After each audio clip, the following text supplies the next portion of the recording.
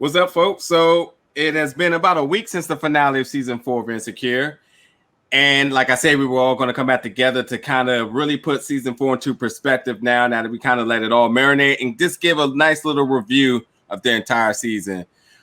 You know me, obviously, and you obviously know Maya. You may see two other faces here that you've never seen, and I'll introduce them in a second. But I just want to say, like we do in each and every beginning of the episode, thank y'all so much for the love, support, the encouragement, the critiquing people has been giving, all the positive feedback that really got us through this entire season. It's been fun. We've definitely been scraping saying, what are we going to review next? Because, I mean, just being a fan of this show is one thing, but actually just how unique the show is and how personal the show is for us. We kind of been stumbling upon that, but we'll definitely get to something. We'll definitely hear more of our voices collaboratively together, reviewing something. But, you know, until season 5, which has already been green-lighted, you know, we're just going to give our last little hurrah for season 4. And obviously we'll be back whenever season 5 comes about, along with some other little bonus things that's going to be coming up soon. But before we get started, like I said, let me introduce everybody. So you know me, obviously the host, Nigeria, and my co-host down below me, Miss Amaya. Hey, y'all. What's going on? And over to my left is my boy, CJ. CJ, introduce yourself on your platform. Hey, what's going on, folks? CJ here. I am 1/3 of the Three Black Geeks podcast. I low-key watch this show, but I don't podcast on it because it's just one of those shows. Pun. Huh? Nice pun with the low-key. Yeah, but I caught it. This is one of the Insecure is one of those shows that like I chose not to like do like Niger does, like recaps, just because I just like the conversations outside of like, you know, podcasting that are more fun, and I just figured I would be doing it a disservice, and I like Niger's setup of doing it, so that's why I have infiltrated his podcast. I appreciate you. We're fun.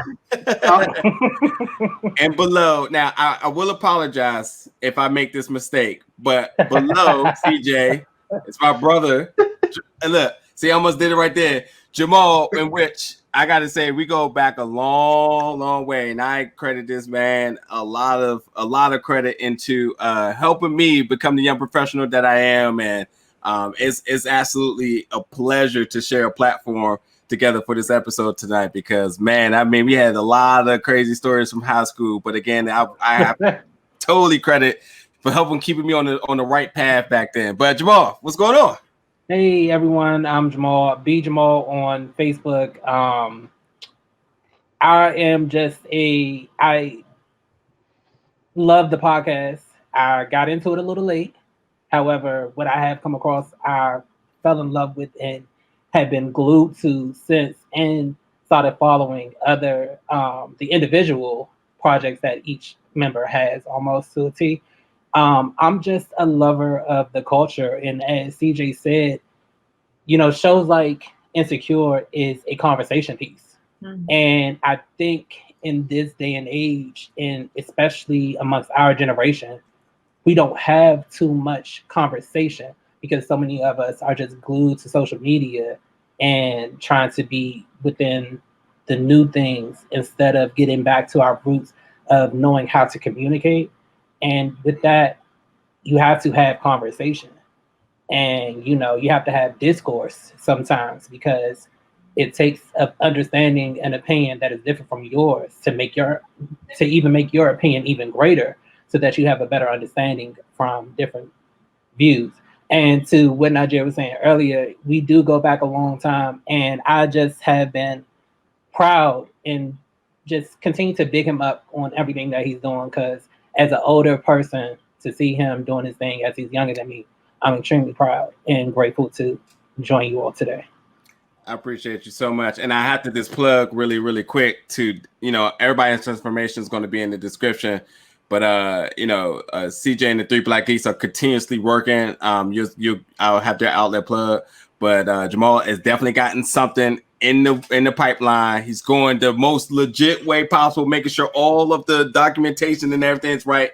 Signed, sealed, delivered like Stevie. I respect that 100%. I know a little bit what it's going to be about. I can't wait for you guys to check it out. So you definitely want to stay tuned. And again, I think that, you know, what we did with this show and these discussions really has breeded a lot of positivity and encouragement on all fronts. Like he said, we all got individual projects, but we're all uplifting each other to help each other move forward with these projects.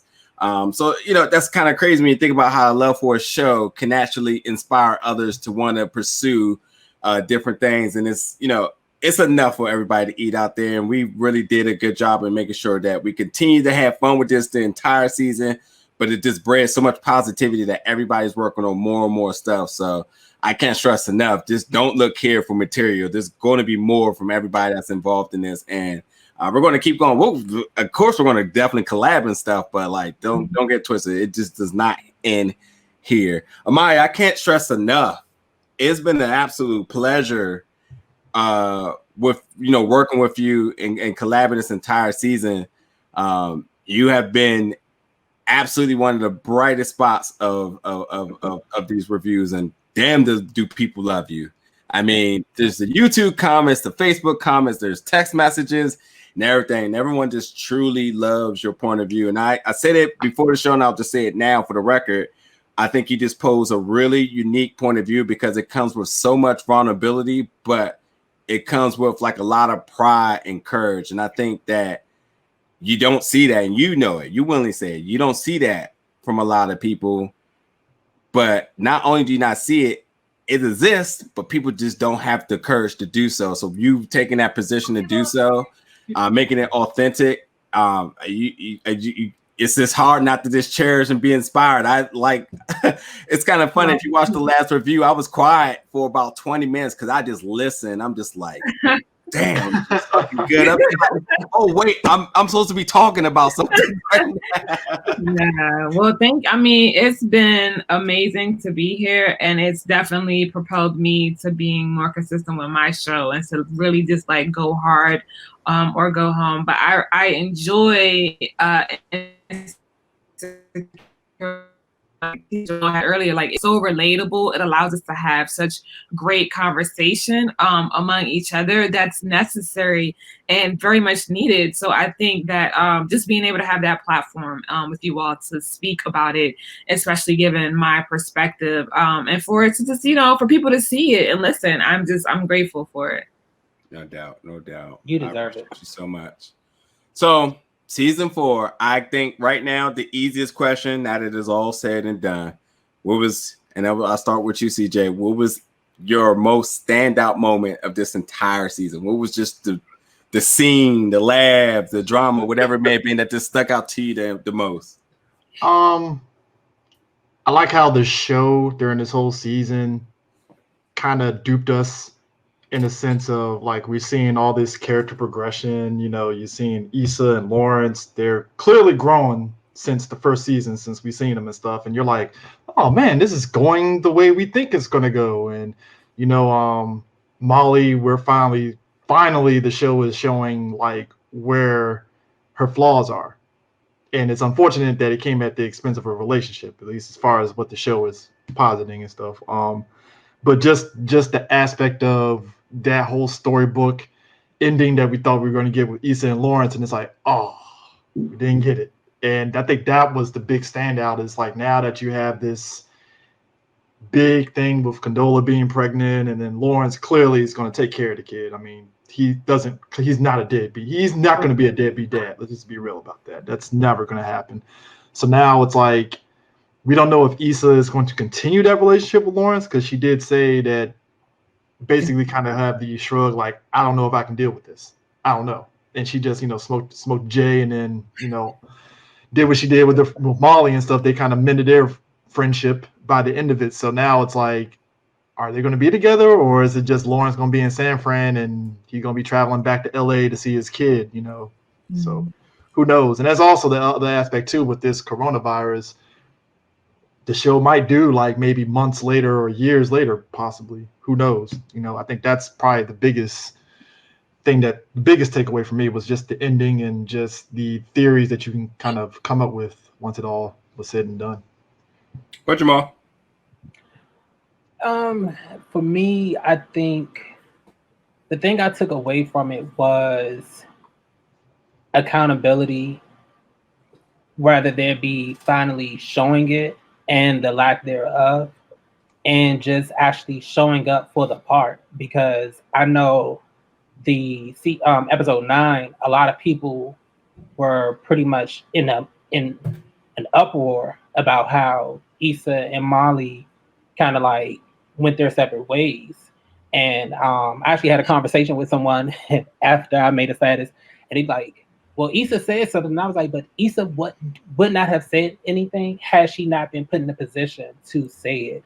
Whereas, because the text went to her by accident, she had to face the confrontation she was actually somewhat avoiding. And I think we got a chance to see a lot of Issa's shortcomings when it comes to dealing with conflict, how she kind of somewhat skates around it instead of addressing it head on. And we see where Molly wanted to address the issues and not stay away from it. But I did enjoy how we got a chance to see Molly somewhat let her guard down when it came to Andrew, but still do too much in the process. I felt like Molly was overcompensating for things she was lacking, and where she didn't see the path of what she thought it was going to be, and she wanted to create a path. But it's like, when you're not the only one involved, you just can't create something that someone else isn't willing to go along with you with. And when Andrew finally asked her, what are you fighting for?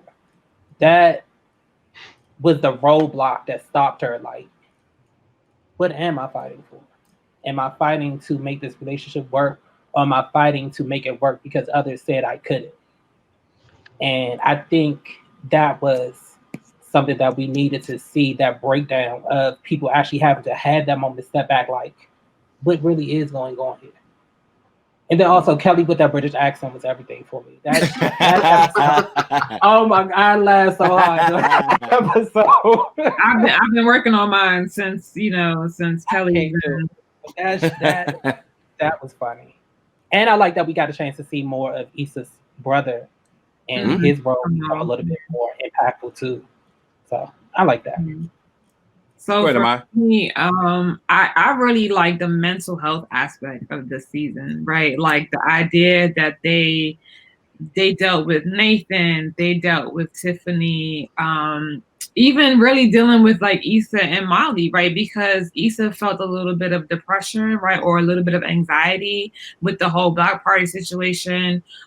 So for me, the mental health, and then throughout the entire season, there was fighting. And what I mean by that is they were fighting. Like the last question that Andrew asked Molly, what are you fighting for? That really pertains to all of them. What are you fighting for? Issa, Molly, Nathan, oh my God, Lawrence, you know what I mean? Like, what is it that you guys are fighting for? What are you willing to put the effort into to change? I think so many times we get out of relationships and, for one reason or another, it didn't work. And I know a lot of people who are answering like, oh, I don't go back. I don't do it backwards. I'm like, okay, right? Like, all right. But like to me, you say it in a way like people don't change, right? People change, people grow, you shift. And I'd love to see the transparency and the vulnerability that came with Lawrence and Issa and having that conversation that so many of us wish we could have, and we never do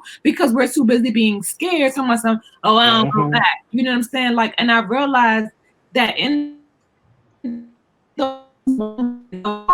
transparency, they learned so much of what they did not know about each other in that very moment. And so for me, it just shows you that like anything is possible, right? Like for real. And I'm such a big romantic. Like I'm a lover at heart, like literally. And the idea that sometimes love and growth, right? It's not just love, because people be like, oh, love isn't enough. No. But you can love somebody and you can have grown so much that you be like, damn, I really love this person enough to try.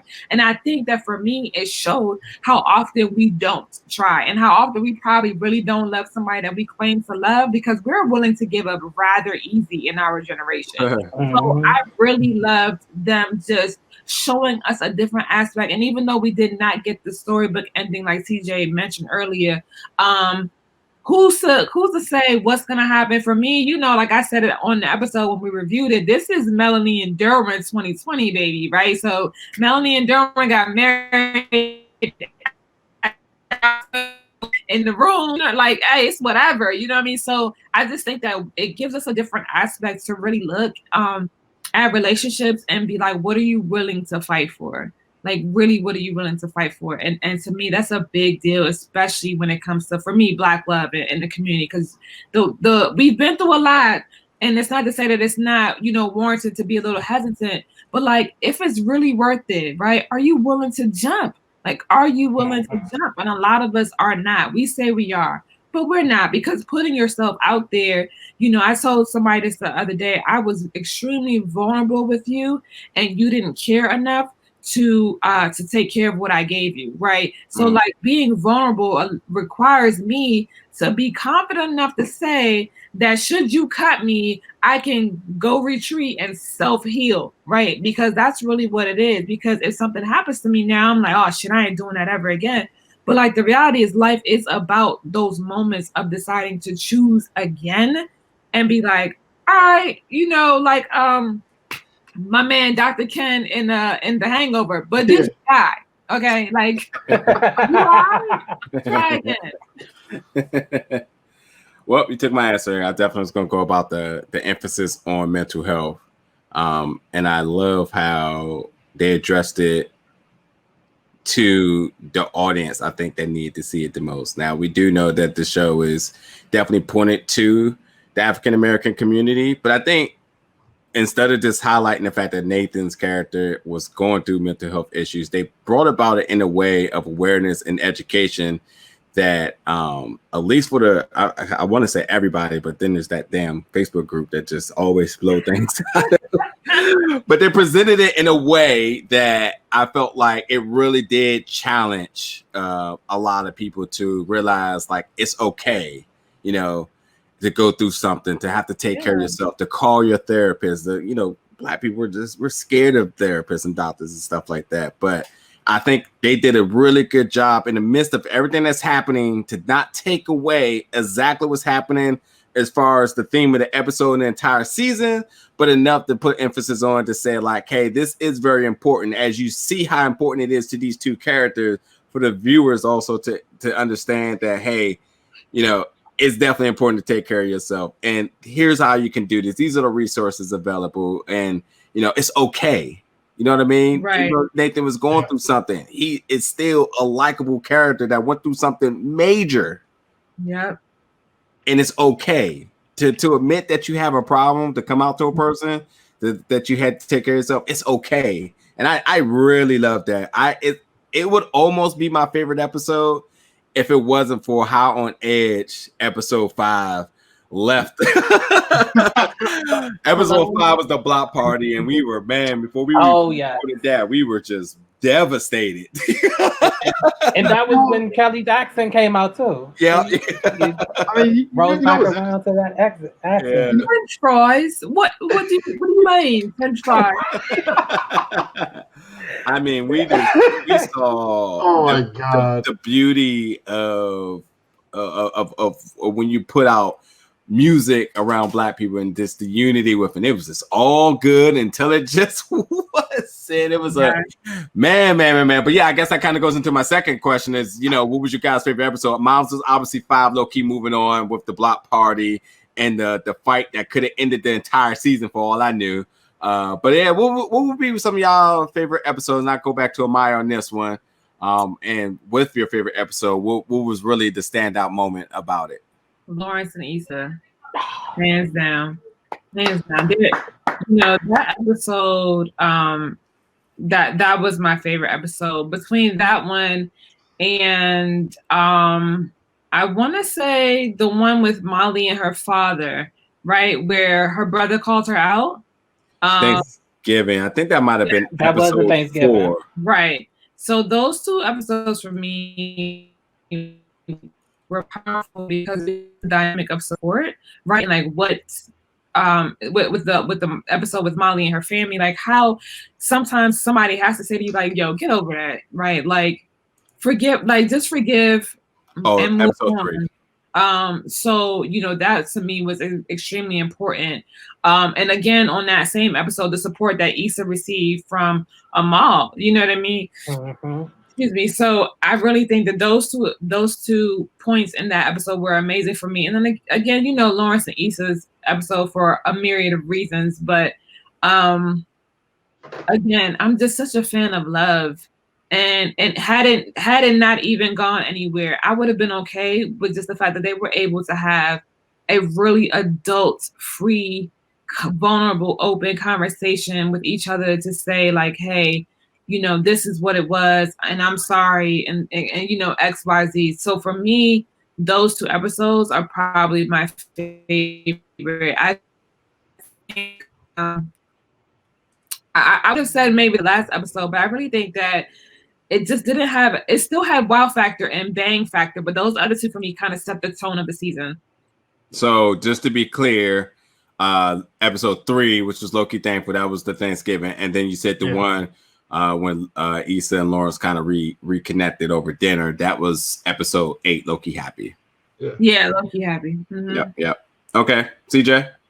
I'm gonna say the Block Party episode, mainly because I'm a huge fan of like when you have like background narratives during a show that's like kind of playing alongside like the main narrative and stuff.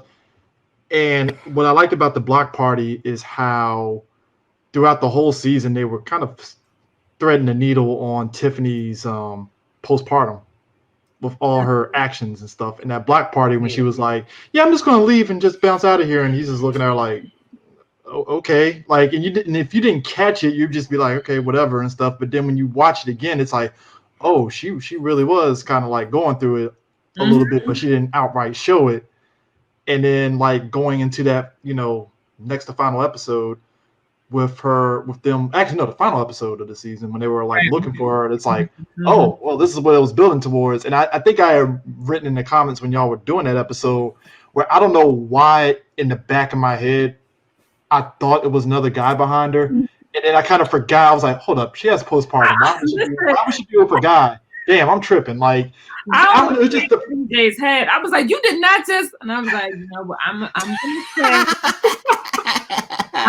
say for the guys who are unaware that was not what was happening, because I was about to go in, yo. I was because that was like the first. It was just the first thing that clicked in my head when she slowly opened it, and I was like, "Me too. I hope it's no guy." And then I was like, hold up. No, it isn't, because, she just wanted to be by herself. But I just like how the show kind of slowly kind of got there, even to the point to when Molly and Issa were there looking at the baby, she kind of just disappeared after that.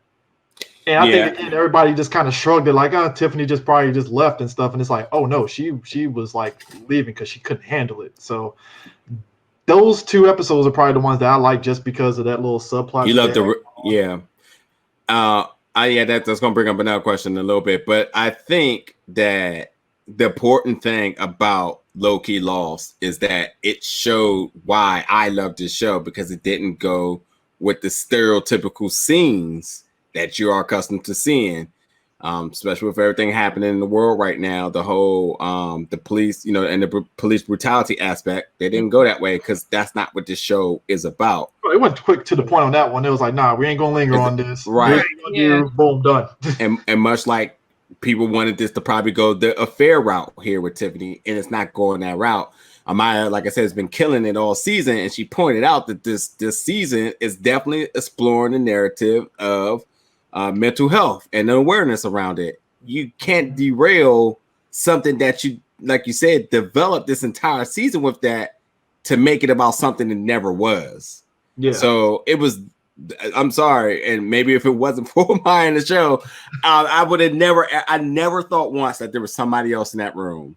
But I love the work they did with Tiffany. But we'll get back to that. But yeah, Jamal, your episode that really stood out to you and the reason why. I've said it plenty of times before. Amaya is really just my spirit animal. We just are always on the same print.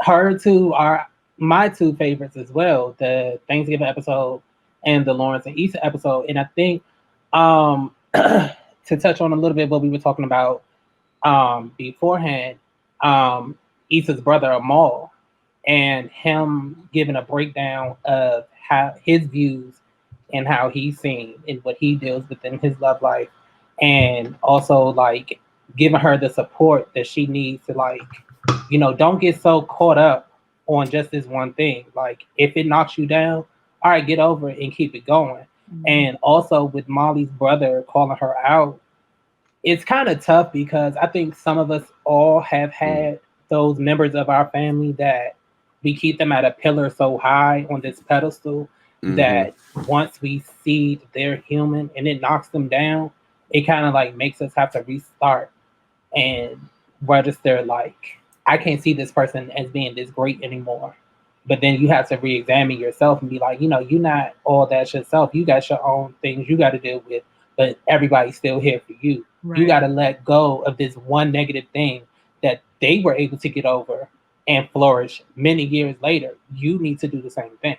And then, with the Issa and Lawrence episode, that spoke volumes to me because I've been in a similar situation where you had a bad ending and you are caught in that awkward moment where it's like you want to be happy, but you don't want to be too happy, and you don't discuss where things went wrong. And the fact that they were able to sit down and be almost brutally honest with each other and to say, this is where we fell apart. And that's okay that we fell apart because now we're able to be where we are right now. That spoke volumes to me because it wasn't a romance type of feel night. That wasn't the intention going into that night. It was just them linking up, but that's what it eventually led to. But it really brought back to something I believe in, where is your mate needs to be your best friend. And it felt like a true organic friendship redeveloping, and the fact that they were able to finish each other's sentences and be on the same mindset when they were looking at the paintings. Side note, I still want to know what is the painting that he ended up getting. I really want to know what that is because I want to know who in the group is that. Because they were naming all these other paintings after all of these other people in the group. Yeah. Who was that painting that he picked up? I am right with you. I definitely loved just the grown. Like it's one thing to be grown, but it's another to act grown. And they were showing maturity and being grown and exploring, this is where we went wrong, and I'm okay with you, and what's going on in your life. Yeah. Even giving each other advice in their separate love lives. Like what exes do that? Right. It ain't happening over here. But but they were able to do that. And I loved it. It gave me hope that how Amaya said, some people be like, I don't go back. It gave me hope that, okay, maybe I might want to take another lap and see what's going on. I love it. And just piggybacking off of Jamal, I want to say they also did it with love, right? Like when they talked to each other, they were not malicious with their words. They were very, very much giving their words in love. And like you said, I don't think they went in with romantic intentions. That's how the night just developed. But they were kind to each other. They were compassionate to each other and understanding to each other. And I think that makes the biggest difference of all. And I think if we learned to be that way inside of our friendships, we'd have different friendships and different relationships as well. Yeah, I left that episode with a smile on my face. I was like, because that conversation felt like what they about to do next? It felt like an extension of what they were talking about, like I think in season 2, when they were kind of like reflecting in their apartment about their relationship and stuff. So I felt like that dinner was kind of like, all right, we're past the sad moments now, so let's have a happy dinner. Yeah. And let's talk about it, and we're not like bawling out crying and let's not be bitter. Emotions. Yeah. Well, so now we're in a good space now. Yeah, and I mean I said it a lot this season is that and others of the team have said they have never had conversation with each other. They had everything else, the attraction, there's the sexual tension, And even the friendship to an extent, but they just lacked the conversational side that really took things to the next level. So maybe the title being off of it for a while really put things into perspective. Maybe other relationships put things into perspective, but it didn't matter. They had everything else aligned, and all it was going to take was one thing, one night, one conversation, and we knew it was just going to be pure God. I love the energy in that episode. I almost want to change my answer. God, did I love episode 4?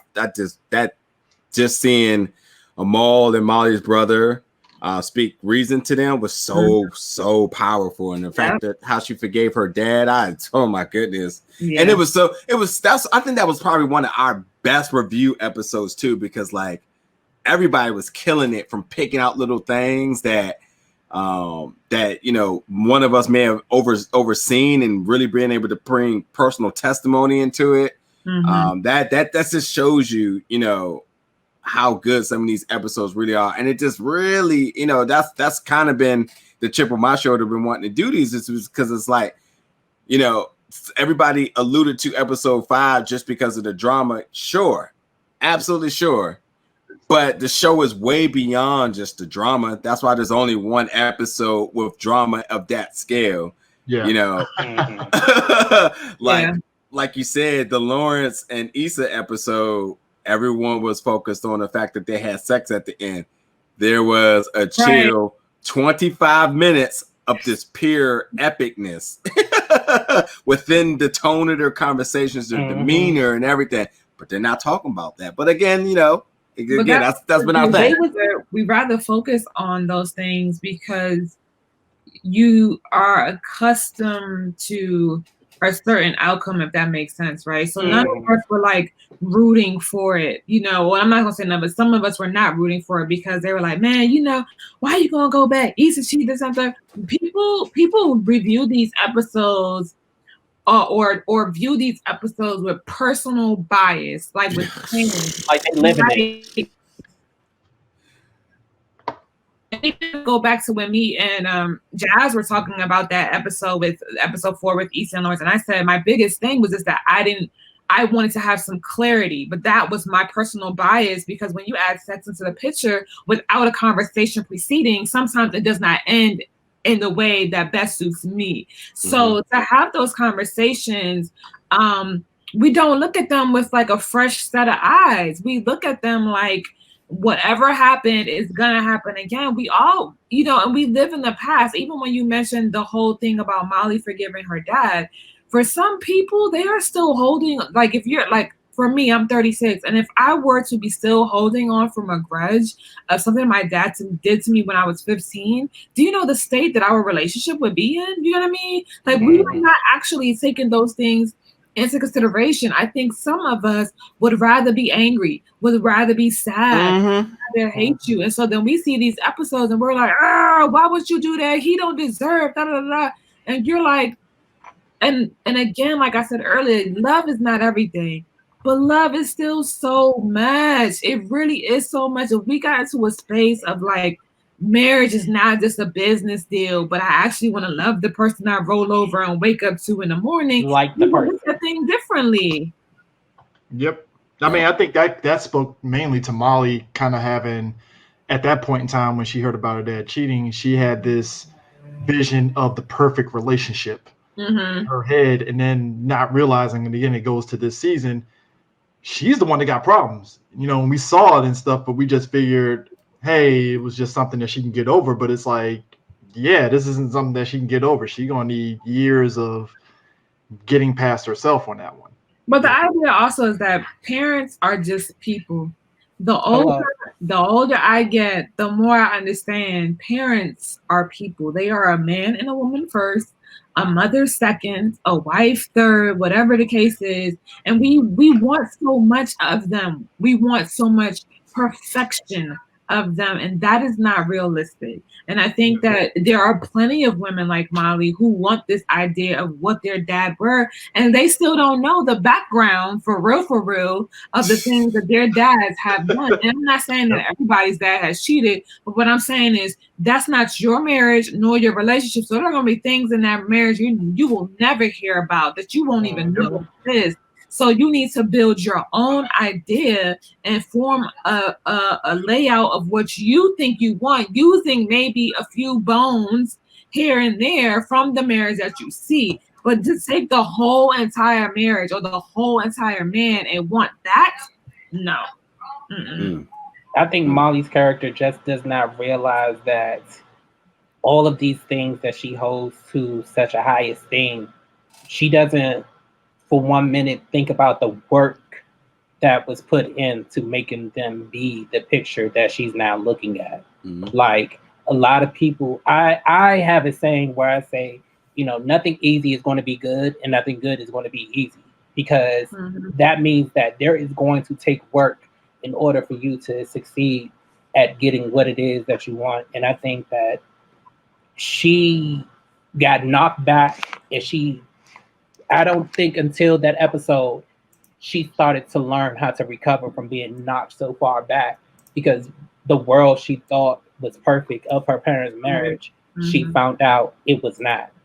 And just real quick to touch back to the Issa and Lawrence episode, they ran into Issa's old jump off, made a joke about it, and was still good the rest of the night. Yo, like, I hollered.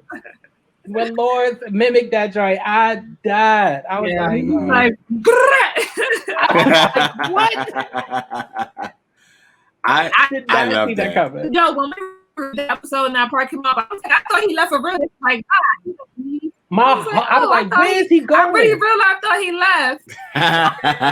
I mean, he popped up in front of Issa with the new girlfriend. I was like, oh, well, he's clearly over Issa, so let's go. Right. Oh my God, it was so funny. What? Oh my gosh. That was not my man, girl. I don't know who that was, but hey man, you know what? I appreciate his energy, because it was a breath of fresh air, because even he knew it's kind of, you know what? He kind of reminds me of me a little bit, because he knew his situation with Issa and he didn't trip off it. It's like, whatever. She's a booty call. I don't care. It's whatever to be. It's like, yeah, I've been in that situation. I wouldn't even say that. I think they was just like they fed off each other. Yeah, they fed off each other energy, because he had fun with her. It was all fun. It's the idea of having fun and you're not catching feelings. It's just you know the situation, you having fun, and it's just what it is. You know that. So, but clearly everybody was having fun, because the girl he was with, he just said it in front of her so nonchalantly, and she was like, "Oh, all right." She didn't care. She was like, "Huh, whatever." She was nowhere to be found mentally. She has no rules. It's like I, you know, the one thing with these conversations, one thing Jamal said, one about growth. I just find it so cringy that after 10 episodes this season, some people's final thoughts were, who was more messier, Issa or Molly? And I just be thinking to myself, like, what? Did you not see? And although, you know, this is why I love the ending, they both, and this will go into my next question, they both had tremendous growth throughout the season. You can measure it however you want. You can itemize it by the stats of the relationships, whatever it may be. They both have had tremendous growth to the point that the episode ends with the two of them in front of each other, realizing that they need to talk. Because they both struggle with things, no matter how you want to look at it on the surface level. They both, you know, went through things, and they both showed tremendous growth. I love it. And I love the fact that as two women that were at foes literally halfway through, they were able to come together and talk respectfully at the end. And although we didn't get to hear the words, the tone and everything, you could tell present itself in a way that everyone was in a calm, cool, collective fashion. So I'm definitely looking forward to seeing where that goes in the future. But with that being said, this entire season, what character do you guys think had the best story arc from beginning to end? And I'm going to start with you, Jamal, on this one. Damn it! And I knew you were going to start with me, and I was really trying to get my mind ready. You can toss it if you want. I think you said hit me with the question one more time. I'll answer the question for you. Out of this entire season, what character do you think had the best story arc in its entirety from beginning to end in season 4? And for me, easily, this answer is Andrew, the one I know nobody's really going to go after, because Andrew stayed so damn consistent with every wrench thrown at him, with his relationship with his family, with his relationship with Molly, with his relationship with Nathan, that a lot of people aren't really talking about here. But the fact that he was able to really keep a composed friendship in the avenue that he had to work through, I thought this showed a lot of maturity, and to the point that he took so much damn verbal abuse and mental abuse this entire thing. Much.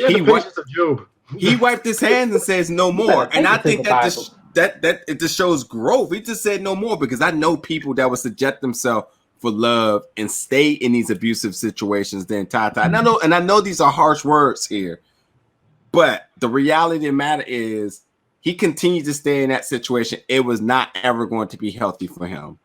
And he really, I commend him, because he really approached Molly in such good demeanor and tones through the entire time. We know how Molly struggled through different things, and he was able to just be there for her, but she was unwilling to compromise. Andrew easily is the best story arc for me this entire season. Now that you got the question, you have my answer, and I appreciate you, because that's my answer. Also, I wanted to add another bit up, because everything you said is 100% factual. And also, I just want to add that Andrew, what you saw was what you got. And I think he added a bit of authenticity that Molly had never experienced with any other guys that she dealt with, where her feelings weren't being subjected to it. You know, she got the honesty from Dro. Who I miss. I'm sorry. Bring it back. That guy, Jesus. That guy, Dro. Holy crap. But Dro was honest with her, but it was under the predicament that she was not willing to cater to, which is understandable. No one wants to take pride in being number two. And then also with Jadena's character, where he was like, you know, I don't want you. Like, we good, but I'm not looking for you. Andrew, he challenged her. I feel like Andrew was everything she wanted in a man, but she expected that to be a black man, and she never knew that it could be someone outside of her race. And he challenged her, and it was it opened her mind to get out of he has to come packaged like this in order to be right for me. Because you see, she finds herself bending the rules and going and stepping outside of her boundaries to allow herself to be comfortable with actually entertaining the idea of dating him, as we see at the end of season 3 and the beginning of season 4, to the point where she's let down that he's dating other women before they make things official. Because it's almost like she has in her mind, like, I am this beautiful black queen who has it all together, and you have the nerve to be dating other women when I took time to date you. And he's like, yeah, I'm dating them. But I also feel as though towards the end, Andrew, being that good guy, had his enough. And that's when he was no longer able to hold back all the things that he had been holding back by being subjected to that verbal and mental abuse from Molly, as he has been. Even to the point where when she was having a fight with his brother, and he was like, well, you're different. Like, what are you saying? Like, I understand what you mean, but at the same time, this is my family. Like, you can't just shit on him and be okay with me. We don't do that over here. But because of out of his love for Molly, he just took it and ran with it. And he definitely, he checked all the boxes of mine, because he stayed true to the bro code. Like, I got issues. You know about it. Somebody talk slick. You just tap him a little quick, like, hey, don't do that. Don't touch that. He's going through things. And, you know what I'm saying? He stood up for his boy without telling his business. And I think Andrew was just that. I think he was that character that we wanted all of the other characters we were used to seeing be like. And he came in and he interrupted it, and it was like, damn, Now we done lost him. He ain't gonna be back season 5. Like we not gonna have that balance come season 5. Come back. We don't know. We don't know. Come back, Drew. I think he's going to hit a Langston on Molly. I think Molly is going to be at a function, and he's going to roll up with his new joint. That's pretty, Or just like Langston did when they all went to the little movie premiere. Remember? Yeah. Look. I know Molly. I know this person she is. So that's why the guys that if you look at it, every guy that she's been serious about has gone up somewhere. Langston got a new girl. Dro got a baby. Andrew's gonna be moving on up like Jefferson's. I'm saying. You brought something up that I don't even think I thought about this entire time. Yeah, Molly's absolutely a perfectionist. Lou was and said it the entire time. That's absolutely what it is. And I always was wondering, when it came down to Molly scenes, how come there was so much emphasis on guys that never amounted to anything? The one guy in her office, if you notice at the mixer or whatever it was that they had, that guy that came next to him with a lot of emphasis. And I just didn't get it. And I think this may be a little bit of what you were saying, how Andrew was the guy she wanted that didn't look like the guy she knew she wanted. And those other guys were the model of what she would expect to have these features in. And I think that's why we kept seeing these like guys, and it's just like, oh, the new guy works in the office. His name's this. And it's just like, that's it? Like nothing else about him? Or else, like I said, so he checked her at the mixer. She was like, this BJ. He was like, actually, I like to be called. Yeah. Yeah. So I'm curious about that. Yeah, Maya, go ahead now. Honestly, I'm sitting here thinking, and I don't think that I have a particular one. I mean, the one that I want to say for me is Tiffany, because of how they kind of like slow walked her storyline into where it went to the last episode.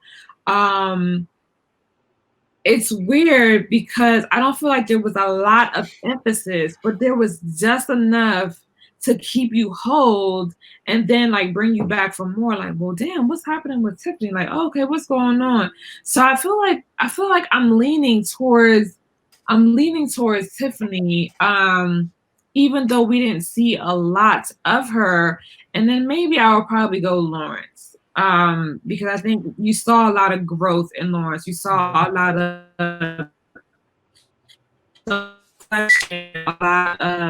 a moment to see where I went wrong, or who I am, type of thing, and humbling along his journey in this season. So probably those two if I had to choose. I mean, I like you guys' choice as well with Andrew, because he was the most consistent character in regards to like who he was, and like Jamal said, who he was is that's what you got, what you see is what you get. And so but for me, I'm having a really hard time, but I would have to say probably like Tiffany or Lawrence. Okay. All right, CJ. I think we kind of know your answer from earlier, but if anything else you want to, or if that's not right with Tiffany, go for it. No, it's actually I'm going 100% Lawrence, just because a lot of his decision making this season is way different than it was previously. Because if you see how he had his semi relationship with Tasha, where he didn't know if he wanted to be with Tasha or not. Mm-hmm. What I appreciated about this season is that like how he played it with Condola when she popped that question, and it felt right after she popped that question, he immediately was like, all right, bet, we're not together anymore. There was no like definitive, well, maybe, no, next episode, the block party, she came up to her, Condola came to Issa and was like, oh yeah, me and Lawrence are not together anymore. Right. We're done. So clearly it looked like that was his decision. Like, you know what? This isn't working. We're done. And I felt like a lot of his decisions throughout this whole season was him like really like, hey, I know what I want. I'm not going to sit there and just play somebody along and stuff until I figure it out. It's like, no, this is what I want. And hey, this we'll see how this goes and stuff. Even to the degree that when he told Issa, hey, I'm going to San Francisco, he came to Issa and was like, look, this is what I want to do. We'll make this work. I'm not going to just give up on this. Like, we'll make this work by any means and stuff. And even to the degree that when he had the kid, again, knowing how Lawrence is, he was like, no, hey, look, I know I wanted you to get rid of it, but if this is what it is, then hey, and even to going back to Easton was like, hey, yeah, I just found out I'm having this kid, but I mean, hey, we can try to make this work. So clearly he knows he can make it work, but like I said, it takes two. So clearly he has to kind of wait for Issa and her decision on what she wants to do and stuff. But I liked his growth just because he knew what he wanted, and you can see like there was a lot of maturity in what he was going at and stuff. So. If I say that, I'm part of the Lawrence fan club, but so I won't say anything. I don't know if people can say anything bad about Lawrence. I mean, maybe season 2 Lawrence when he was a bit messy, but past that, it's like I'm not allowed to say anything about Lawrence because you got a chance to see him insecure too, because when he went to lunch or dinner with Condola, and she brought up that they were joking around, and he was brought up. He was like, "Oh, so what y'all talking about?" Yeah. That did come out. What else should I say? And then how he was so in his feelings with trying to approach Issa about like keep my name out your mouth, like the fact that he actually solicited his boy's advice on how to worst advice at that. It was the dumbest advice. I love it. Oh my god, it was the dumbest advice. But it was so funny to see because as Amaya touched on in you all's previous podcast about vulnerability, you got to see that point of a man where you see how much they, men do value what their former lovers and current lovers do think about them. We never think about that we never take that into consideration because we always see it from a woman's point of view and how a woman always gets on herself and feels insecure. But to see a man step back and be like, I don't feel comfortable with them talking about me. You never got a chance to see that. Right. Yeah. So we got what character you think had, or your favorite character that had the best overall character development this season. Now the question is, what character did you want more of this season that you didn't get? My God, Kelly, yes! Kelly came back with a British accent. I want the French fries. I went, oh my God, what? Yeah, all of that. Kelly. Oh God! Again. So two Kellys? Yes, definitely. I need Kelly in my life. I would say Kelly, but I'm also going to say Condola because I really would like to know. Oh, no. No. But here's why I say that. Just on certain aspects, because I would really like to know the conversation her and Lawrence had before they broke it off. The first But we don't even know where she came from. Can we just boot CJ off from mentioning Condola? No. Well, see, I'm the person that asks these questions because I just want to see how that conversation went. Because when she looked at Issa at the block party, she looked so distraught, like somebody like kicked her puppy into the water and stuff. Like she had to like grovel in front of Issa, like, yeah, me and Lawrence broke up. Yeah, you won. And I'm like, damn, like. I don't know. Maybe it's a woman thing because she looked fine to me. No, man, but she just looked at Issa. No, but the way she looked at Issa on some like, Issa, you won. And I'm like, boy, you popped the question to Lawrence if Issa didn't cheat. So what did you think was going to happen? Like, come on. She looked like she had some shit stirring in the pot. And I, in my heart of hearts, feel like at the block party, after her and Lawrence broke up, she knew she was pregnant. Or she had a feeling she might be pregnant, but she wasn't sure. I think it was one of those things where she was like, "Ooh, bitch, I'm late," but it could just be running late. Right. Yeah. I have a lot of women in my family, so I can say all three of them. I can say all three of us weren't Kelly. Nah, but I mean, I think we can say all three of us wanted Kelly. I just didn't want to condole her for little small things, but it's 100%. I don't It's need pretty her. much I need her gone. it's majority Kelly though, easily, because she is like the comedic effect. Like her comedy stuff is funny for a reason. Like she had a reason to go British because she wanted to make that dude feel like she was interesting. And then once she broke out of it, like, nah, nigga, I'm from Philly. Let's go. Let's get out of here. Like, All right, so and you know what? I hope those two are still together next season. I hope they are. Not even a chance. Because he seemed like the type of dude that was just like, well, I guess she doesn't have the accent, whatever. I surprisingly, I know I wanted Kelly throughout this season, but it was also another name that I really wanted, and I think after the finale, I absolutely am not just satisfied with that. I absolutely need more. That's Derek by a landslide. Ooh, man. I knew you were going to go there, and I support you. Derek, yes. I mean, the baby shower. Much like not Kelly, Tiffany's character, where you got sprinkles of it. I want to explore Derek's mind from everything on to the bus scene of him saying, I knew things were getting worse. Mm-hmm. I knew I could have did more. I am curious to see when did he started noticing this and how did his demeanor and stuff change, because that wasn't really brought to the forefront. So I absolutely need more come season 5 of what is he doing to really support her, the man we know he is, and what type of blemishes does this paint on him by doing so? Because I think as much as that was about Tiffany at that scene, he was completely exhausted, devastated, and just emotionally drained. And I love the scene, but as much as it was about her, it is a relationship. And I really love how the crew pointed out how the girls took a seat back. It was really about the two of them at that moment and how everything got to that point. I am curious to see where things go beyond that. And I think now with the extended period of time off for preparing for season 5, I think there's going to be a lot of interest in knowing that how well the mental health issues were received by the audience. I think and they got to dive into those two characters to really take it to the next level. So I'm very curious to see more Derek. Like, it's an easy landslide for me on that one.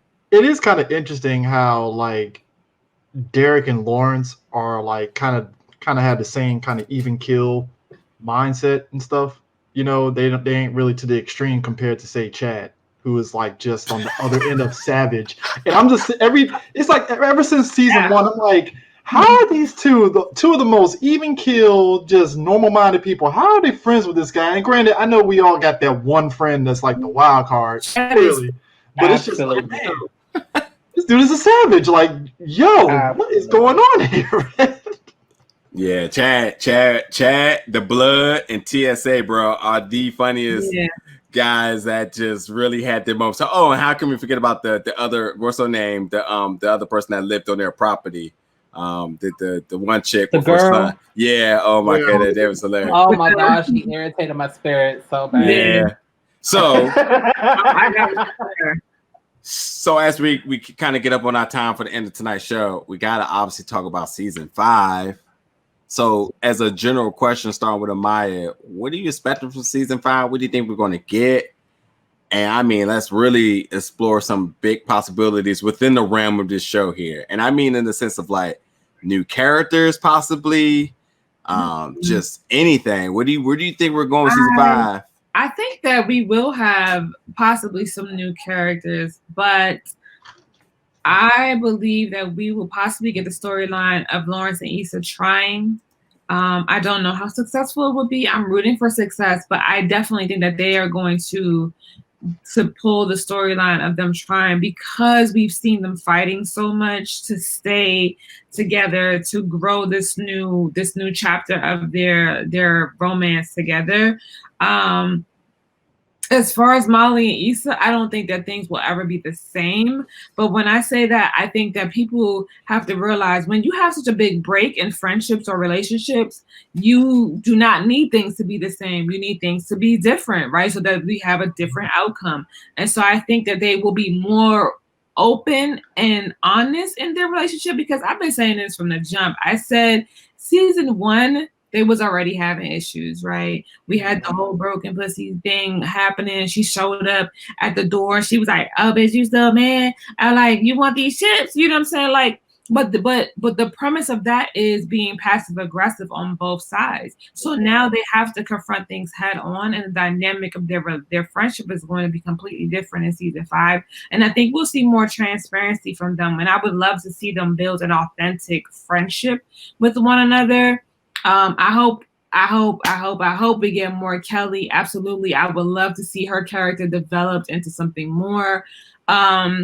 And I want to see Tiffany and Derek. I want to see how we dive into postpartum depression and how this affects the Black community and couples, because it affects the man as well, and how, as a man, he deals with it, and how he, is being compassionate and supportive of his wife, what we've seen in the last season and what's to come. So for me, I probably think that those are my big things. And just getting clarification, right? So is Condola popping up with the baby? Like, are we gonna come back in like the 9-month session? She about to have a baby, but she gonna already have the baby? Is Lauren still taking a job in San Francisco? What is Issa doing? All these things.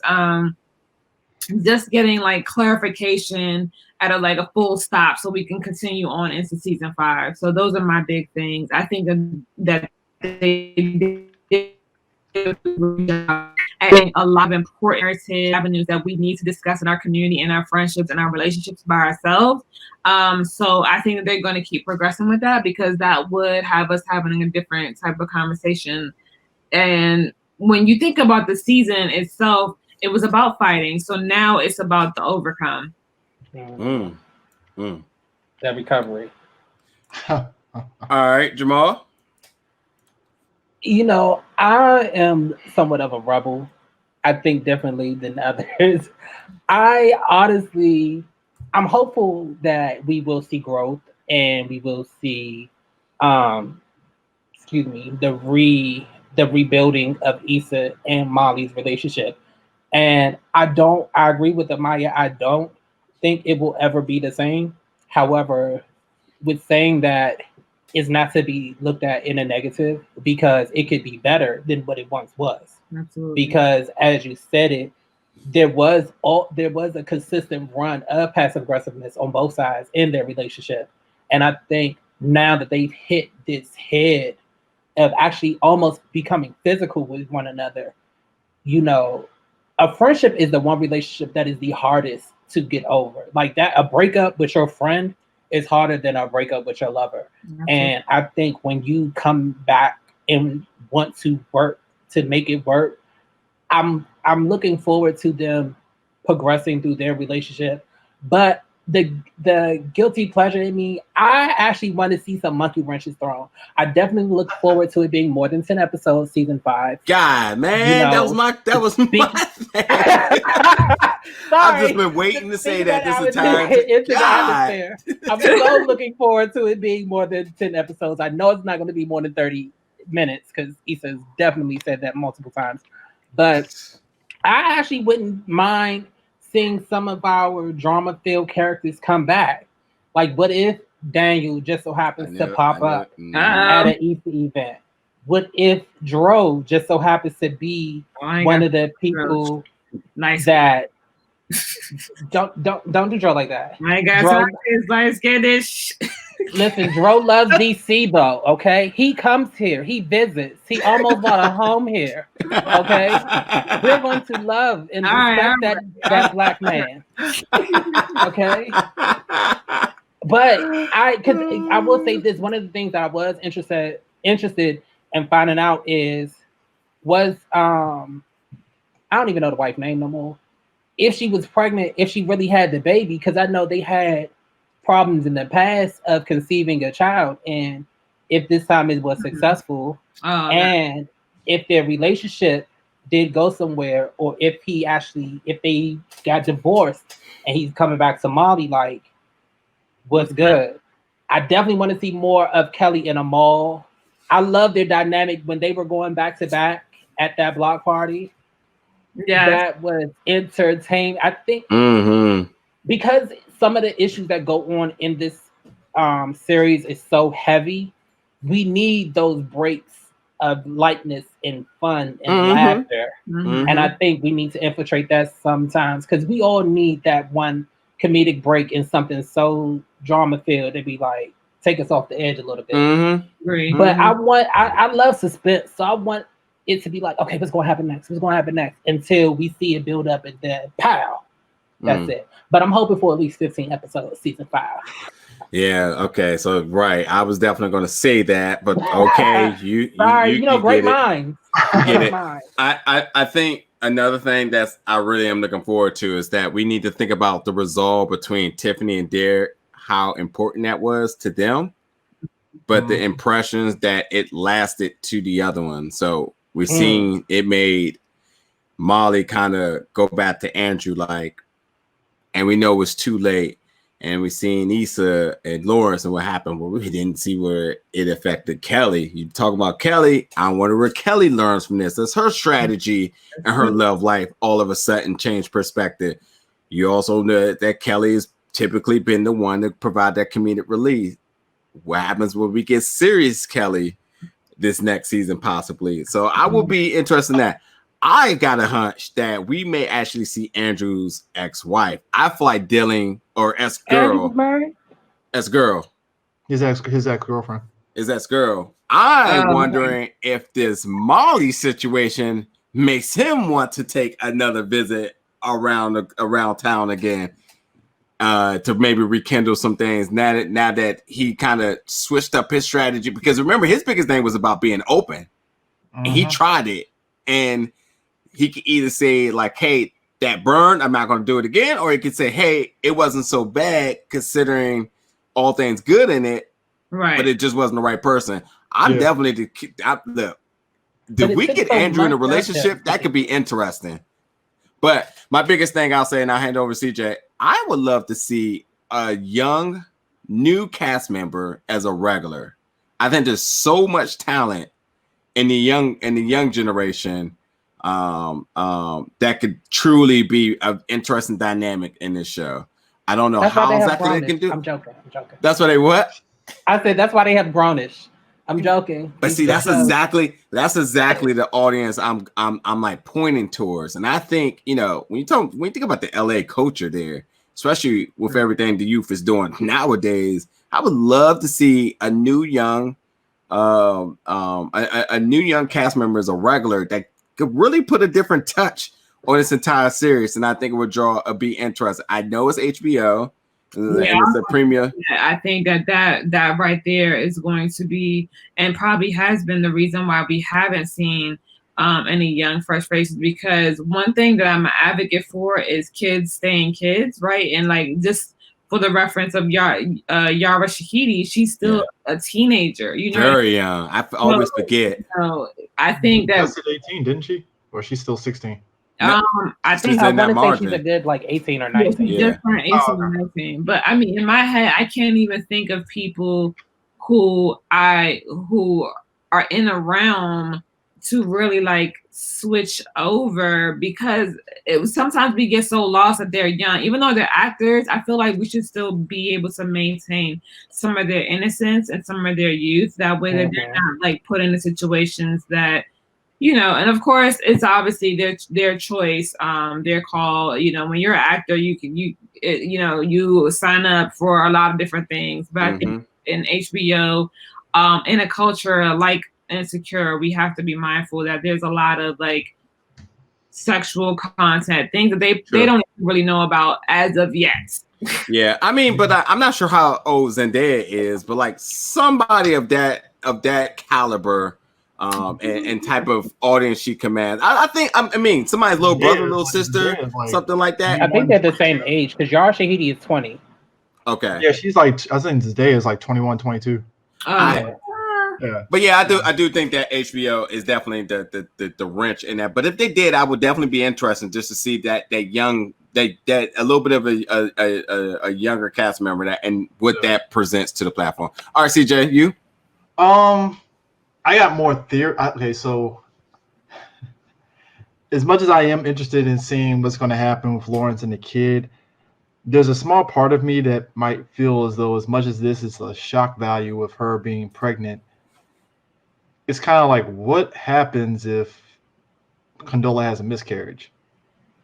Like, and not like, how does Lawrence take that, and like, how does Issa react to it? Like, I'm not saying Issa's supposed to be touchdown dancer or anything, but like, how is she going to react to it? And is Lawrence going to like, because I mean, for a woman, obviously having a miscarriage, that's like a very like just devastating thing. So like, is he going to kind of like edge towards back to Condola again, or is he still going to keep that relationship going with Issa? Who knows? But also on top of that, I'm with you, Najir, on whether Andrew's going to get back with his ex, because that is kind of curious and stuff. But also too, I feel he's going to be lingering around too, especially with his relationship with Nathan, their friendship.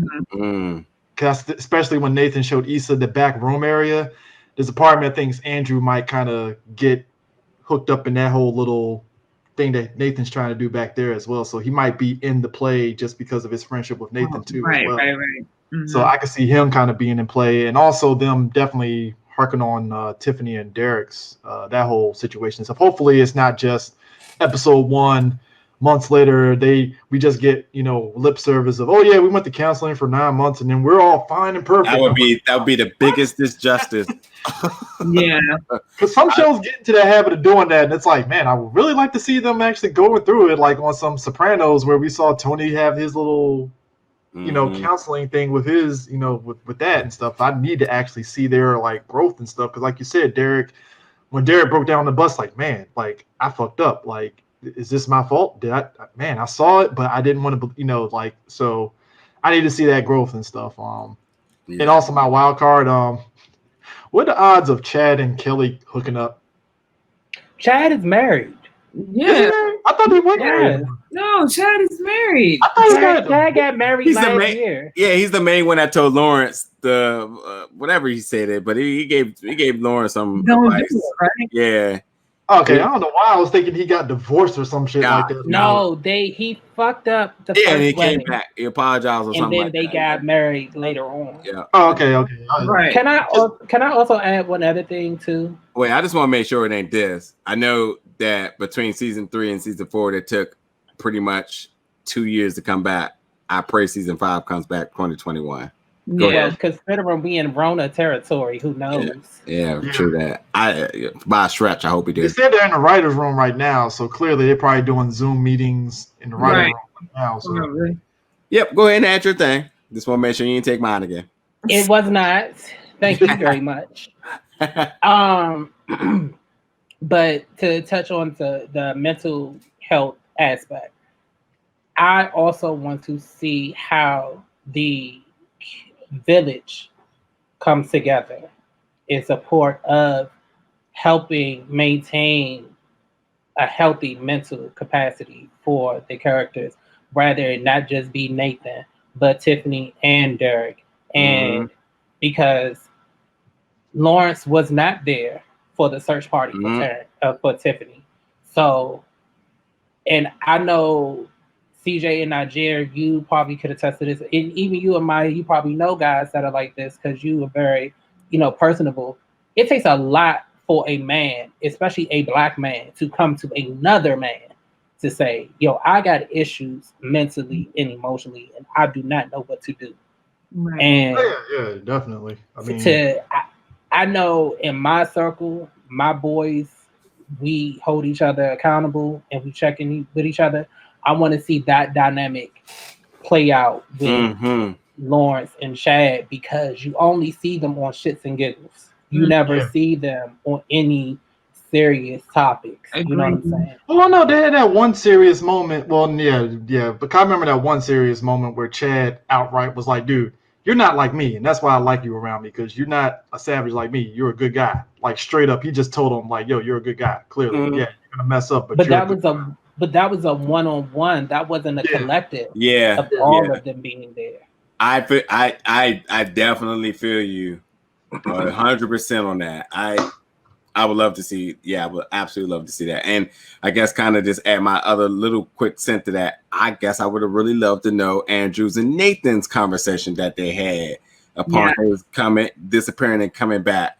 Mm-hmm. Could you imagine with everything Andrew been through to that point to kind of have to really split the line between and have that conversation? Like, that could have been a really powerful scene that we would have never been ready. Oh, he's a good friend. We need to check on Andrew's mental health. Hell, he done been there for the bipolar friend. He done took the verbal lashings from a girlfriend he loves, the kid would never be able to be with. He done broke it down, his barriers. Yeah, opening up, talking Andrew needs a hug. Talking about the sister, the brother, and the what happened to the sister? What happened to Andrew's sister? Well, that's the thing they never wanted to bring up, and then they did, and he kind of like metabolized it so fast, which I was just like, okay. Plus the Molly situation, yeah, that boy can't be doing good. That had to have been a lot right there. I know they were sitting in 3 feet of water, but he might have felt like he was under 10 feet at that moment. But he handled it so damn good. Like I said, he was my MVP of this season by a landslide. Man, I just wish he still had his ponytail. Asian babe, yeah. Asian babe is like, yo, Asian babe. What's up with them chopsticks? Oh man! Look, I got nothing else. We're on our time. Amaya, is there anything else that we need to make sure we cover or anything before we wrap this one up? No, I think we did really good. I know that we have a little ways to go for season 5, but I hope that we are able to hop on another show and keep the reviews coming because I really enjoy it. So yeah, I can't stress enough. Anybody's listening, please let us know what you want us to review. Again, we like to have really constructive roundtables. So we're looking at shows that are really personable, with good writing, that's new, obviously, and that you may want to you're interested in breaking down. So definitely let us know in the comment if there's anything out there that's kind of piquing your interest, and we're ready to jump on board. We have a few prospects. We definitely got something that's coming out that's not out yet, but we still got some between time where we can definitely dive into. Jamal and CJ, thank you for joining. It's been a pleasure being able to provide content for you guys. So it was absolutely amazing to actually have you guys at the table for this. Again, their information will be in the description below. I encourage you to always check out Amaya's Cocktail Confessions each and every Thursday, where you can see her really, really get into things. Imagine that mind not being narrated around the show. Personal testimony. If I can add one thing, have a notebook and a pen and just sit. And when you hear these nuggets, jot that shit down. No, I'm serious, because like I'm sitting there like shit. Like, oh man, it made me reevaluate some things in my life. I would seek a life coach, a therapist, a spiritual leader. That's a verbal review right there. I appreciate it. But like I said, thank you for tuning in. We'll be back soon with something. So we thank you all so much for the love, support, getting us through 10 episodes this season, and we can't wait to get back for season 5. Yep. All right, folks. Y'all take care. Catch y'all on the flip side. Pip, pip, cheerio.